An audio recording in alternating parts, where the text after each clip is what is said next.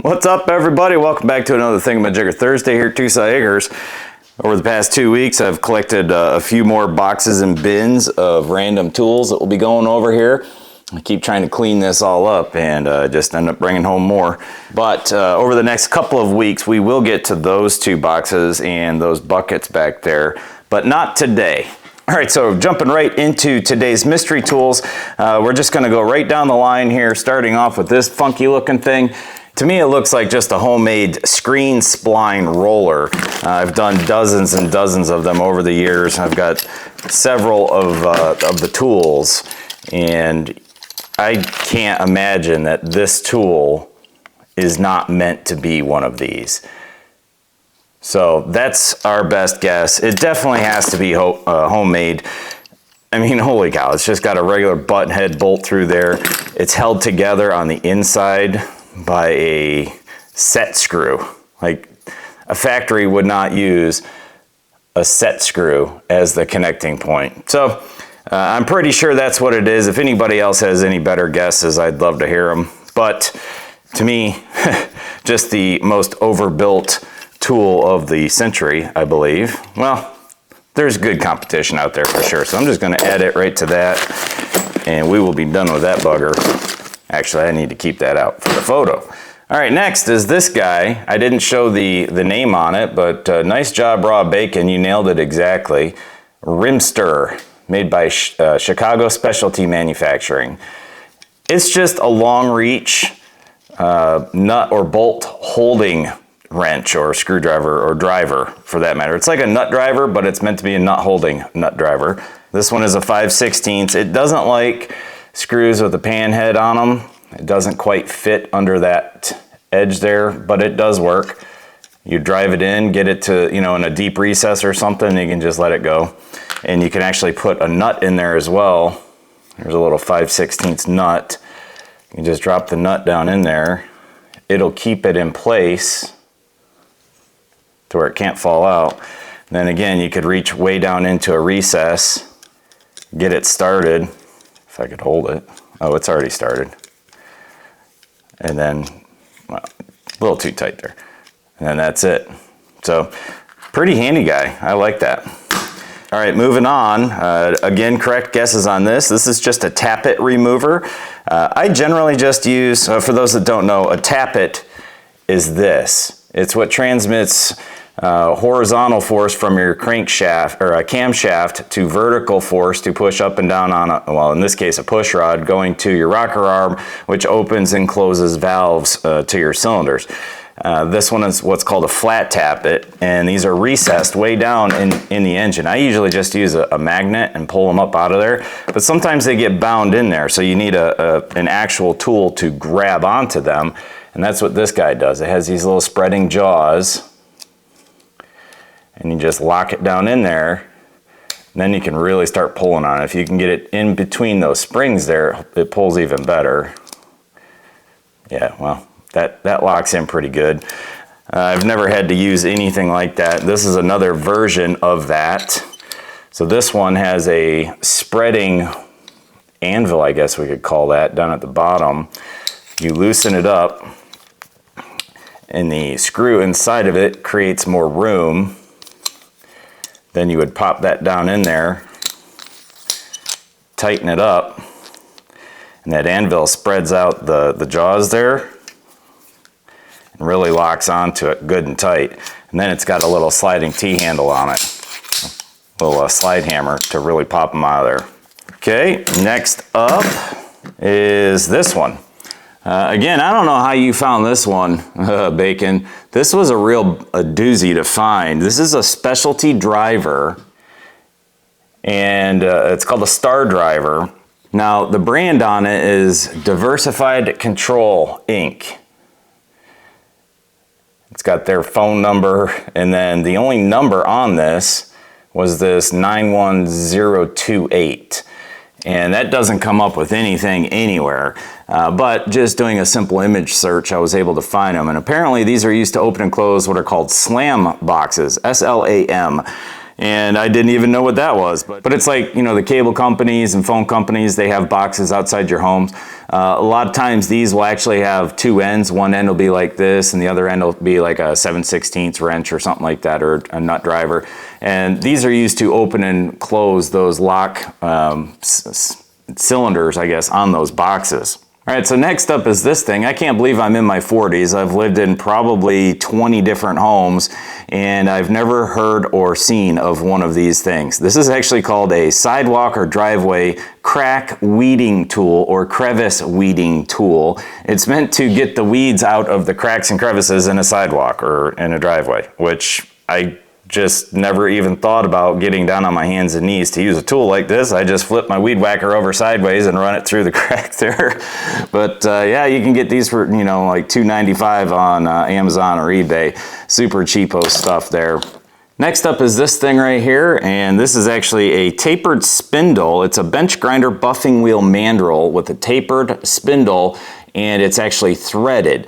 Now they make these in right and left hand threads so that, you know, depending on which side of your bench grinder you mount this, it spins into your buffing wheel so that the threads actually spin into it. And this one being right-handed, it would just spin into the buffing wheel until it gets snug enough to stay put. And then when you spin up the bench grinder, it automatically centers and it just spins it. Now, when you shut it off, as long as it doesn't shut off too quick, it shouldn't unspin itself too hard. But yep, that's what that is. I've actually never used one of these. I always just use the washer setups like this right here. All right, moving on. This is a Rowe Products spoke wrench. Again, nice job on all the good guesses. Well, not even guesses, more like statements at this point. So this would be used on motorcycles for the most part, or like dirt bikes where you adjust your spokes. For those that don't know, you can adjust your spokes to actually straighten out your wheel, your rim. Anyway, this is something I'll throw in my tool pack. I've never needed one, but it'd be something handy to have on board. Next up, I think everybody guessed these ones right. Yes, these are just little hog ring pliers. They're made for upholstery, especially automotive upholstery. Use little hog rings like so. Now this one might be a little too small for these pliers, but you just pinch it in there, give it a good squeeze, and that's what it does. This one can do all three of these sizes, and even a bigger one. And oddly enough, I already have this exact same pair. Okay, next up is this guy. I've actually never used one of these. I've never had a need to, even though I've worked on a lot of cars. This is a Thexton brand, T-H-E-X-T-O-N, Thexton carburetor nut wrench.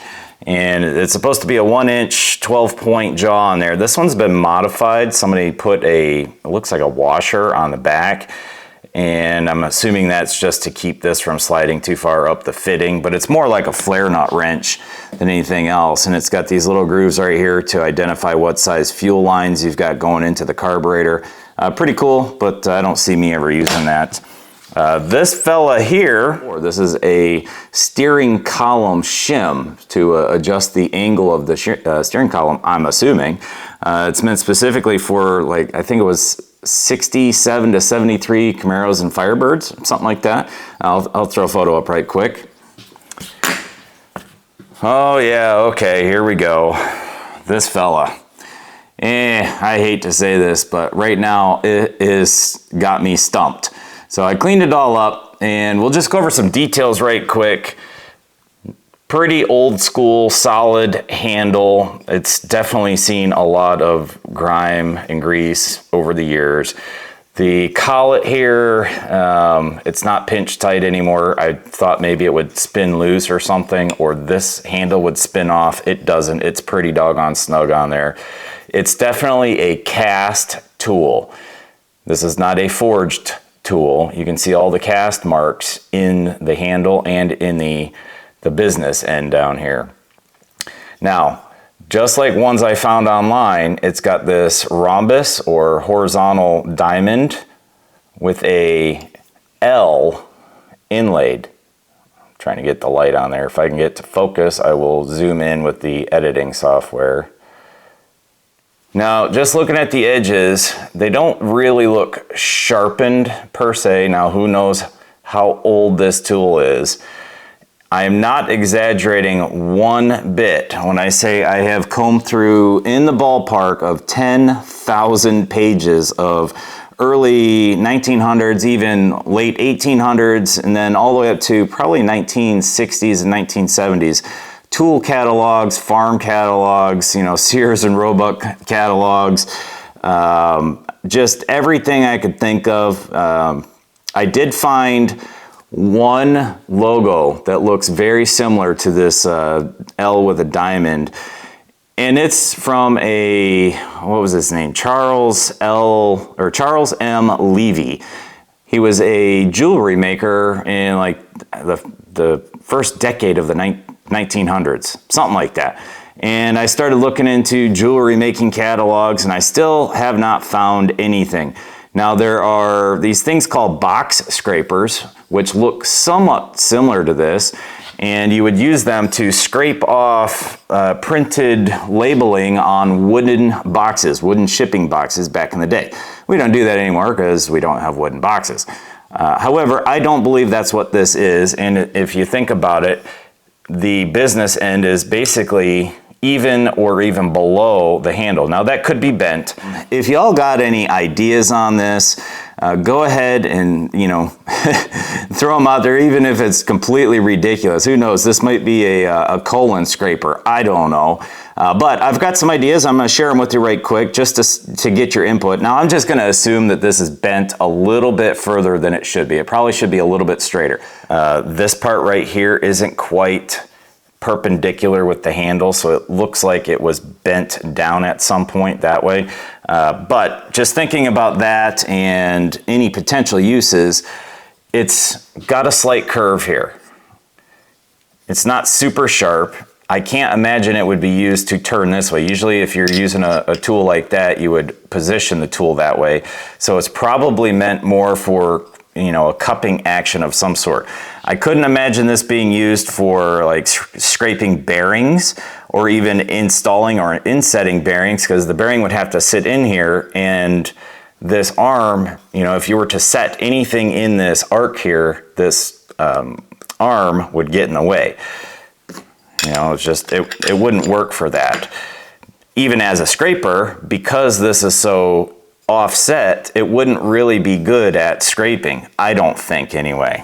I was thinking maybe it could be used for like installing belts. You know, you could push the belt down and slide it up over its pulley, or same thing with like a bandsaw or a belt grinder. But again, it just doesn't quite make sense, and most pulleys that would be used on equipment like that would usually have a little bit wider of a circumference, or a wider arc for that matter. There's a couple different forums right now, threads within forums talking about this exact tool with the same logo in here. And they had kind of mentioned it might have been used for Model Ts, Ford Model T transmissions, to either set something down in the transmission or hold something in position while they were working on it. And I've looked at least a dozen Ford service manuals or Ford service authorized parts and tool catalogs from the 1915 to about 1930 timeline, and nothing, not a single tool that looked even remotely similar to this. That's not to say it isn't there, and I'll keep looking for it, but if anybody's got any better ideas, I'd love to hear it. That L, I thought maybe could be the Lowell, Lowell brand, Lowell wrench brand. They actually started in like 1865 or something like that. They're one of the oldest tool manufacturers in the country. They're still around today. They usually make high-end precision tools, a lot of specialty tools, so it wouldn't surprise me, but that logo does not show up anywhere, and I couldn't find a single Lowell tool or specialty tool catalog in archive.org or Alloy Artifacts, so I'm still looking for something, anything. So that's going to do it for last week's mystery tools. So while I'm cleaning up here, make sure you hit the like and subscribe down below. Moving on to next week's mystery tools. Well, 3 tools and whatever this is. I actually don't know off the top of my head. I think I know what these 3 are. This one, I'm really not sure. So we'll start with this one. And my regulars out there, you know the drill. Everybody else, if you got any ideas on what any of these things are, please go ahead and throw some guesses down in the comments. And you know what? Have fun with it. If you don't know, just make up a fun guess. All right, so that's number 1. This will be number 2.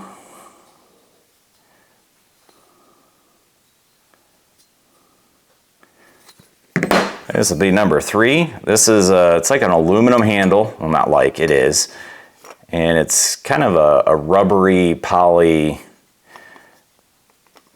end on there. Alrighty. So I'm gonna guess that those 3 are gonna be pretty easy. Then there's this. If you look in here, the camera should be able to see it. You can see it kind of has something in there. I don't even know what. It spins pretty freely. And I will say I did chuck this in a drill just to see if I could get some noise or something, and I didn't get any noise. Now that's not to say that it shouldn't make noise or it should make noise. I don't know. It might just not work, or it might be for something completely else. Maybe it's an inner thigh shaving tool. It's like the original Braun. All right, so there's your mystery tools for next week. And now I'm going to share one of my favorite tools with you. I do a lot of metal fab. I really like grinders. I have a different grinder set up with basically all the different attachments, but I always find myself going back to these 3. Now these 2 have been my favorite overall. I love this little Milwaukee, super light and easy. I can use it one-handed. This is the cord's caught. Here's the model on it. Now this one is only about 3 or 4 years old, I think, and this is my go-to most of the time for pretty much any flap disc or abrasive disc or anything like that. Super easy to operate. I don't bother with the tool. I think I've shown that little hack before where you just hold the lock and spin the disc. So that's that one. This is the big dog, the 11 amp, I believe. Yep, 11 amp. And I really like this one. This one almost always has a cutting wheel on it, and this is my go-to. Now, I've never had the urge to get into the battery one just because I know they're not nearly as strong. But I couldn't help myself. I was in Lowe's the other day, well, more like a couple months ago, and this thing was on clearance for $62. So there's 2 different types, the 415, this one, and the 416. The 415 was sold at Lowe's, the 416 was sold at Home Depot for the most part. The 415 is I think they call it the power detect, and it can detect which battery is on it and offer the best performance for the battery that's on it. And the 416 is the flex volt advantage, so you can use the, I think you can use the flex volt batteries. I think you can use that on these too though. Either way, I have to admit, I really, really like it. Now, it's not nearly as strong or as fast, even though they claim they're pretty quick. 20 volt max, 9,000 RPM versus 12,000 RPM. And this one will die down much quicker, obviously, because it's a battery powered. But I do find myself grabbing for it more and more, and it's really convenient when I go to step out of the garage or the barn. Now, one thing I don't like is this spindle on here, or this arbor. It's got this arbor nut. I don't like that because you can't just put it on there and zip it on. You actually have to manually push it every little bit to get it to tighten down. It's not crazy, but when you compare it to one of these where you just bust it loose, then I can just spin it right off like that. Now, it almost always falls on the floor. But point being, I don't like that in-between thing. I know it's supposed to help keep it from coming loose, but I can honestly say after, over 20 years of using a grinder, I've never had one of these just pop off. They're threaded in the direction that keeps it from falling off. See how much quicker that is? It's locked on. This one, you actually have to thread down all the way. Anywho, so that's my favorite grinders. Now I do have a whole pile of other grinders. Like I said, I keep a small stone on one. I keep an abrasive disc on another. This one usually has a flap disc on it, but I was doing something the other day where I need to put the abrasive, this kind of disc on there. So, all right, anywho, that's all I got for you today. If you got any suggestions for the channel, future tools or hacks or anything like that, please throw something down in the comments. Make sure you hit some buttons down below as well if you like this kind of stuff. Have a great weekend. We will see you next Thursday.